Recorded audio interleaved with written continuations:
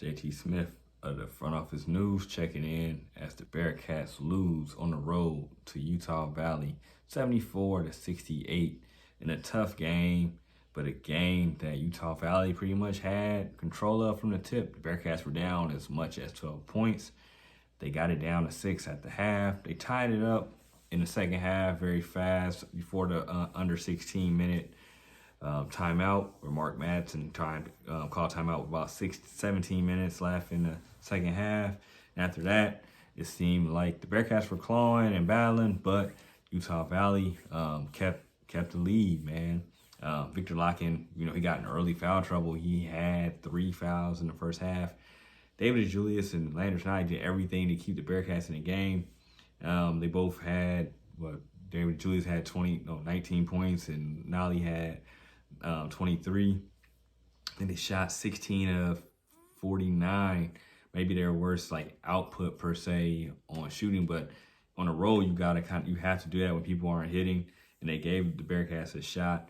There was a few big misses at the end, maybe around that 5-point mark. Vic missed a layup or a floater off of a nice Landers Nolly pass that was huge. And then a few other plays that just kind of, broke the Bearcats back.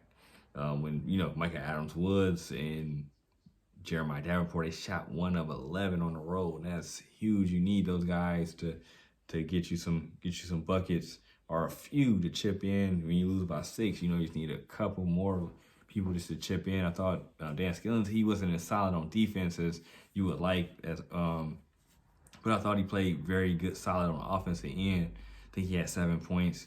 Bearcats lost on the boards, which hurt. I forgot the Aziz kid for Utah Valley. He had a double-double, and he dominated, had 4 blocks. Victor Locken had a double-double as well, but it wasn't as solid. I felt like he had a very good second half, but missed a few big shots that could have turned his good game into a great game, and it kind of burnt the Bearcats. But they finished the season 23-13. Saw a lot of improvement. The key now would be, what are the Bearcats going to do in the offseason? They got a lot of very, very talented freshmen coming in. Well, 2 very talented freshmen coming in, and 1 very talented JUCO transfer. So, the portal will be huge, and if they can land Flory Badunga, hopefully I said his name right, land him and get him to reclassify, that would be huge. But they definitely need a couple pieces. David DeJulius is going to be gone next year. Who knows what happens with Landers Nolly? Landers can go pro or play overseas. Will he take advantage of his Kobe year? That's what we need to know. But if they keep Landers, that helps a lot. But they will definitely need to keep a guy like him, or the portal is going to have to jump, and they're going to have to make some tough decisions, because in the Big 12. This team is close, super close, but they need to tweak the roster a little bit, make the right pickups, get help in the post, get some more shooting or shooters or creators. You have a chance. If you get 2 or 3 more players on top of the freshmen, and the freshmen, if they come in and they're just ready, then you cooking with fish grease. But if you can get a good sophomore or junior that's been there, play somewhere, and can handle the ball, play very good defensively.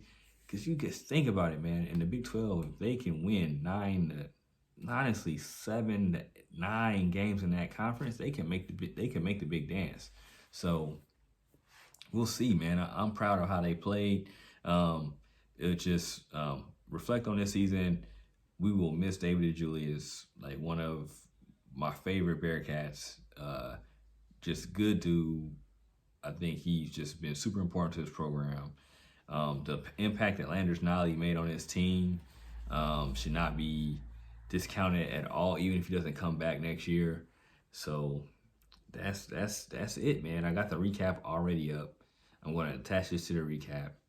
There'll be no more Bearcats basketball. We'll keep people in the loop of what happens. It's not as many roster spots, so it won't be as fast of reporting. But at the same time, the front office news will do what we can to keep you abreast of what's going on recruits and transfers and et cetera, et cetera. But just make sure you guys follow our YouTube page, man. We're trying to get to 1,000.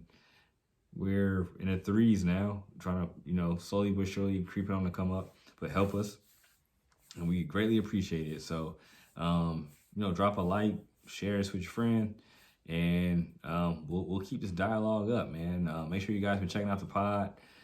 We dropped the pod today and talked about this game, and a lot of the stuff that I said couldn't happen happened, and that's why they lost. So it is what it is, man. But very good season. Just came up short of making it to Vegas, and it's got to keep rolling, man. I think Wes is pushing this team and program in the right direction.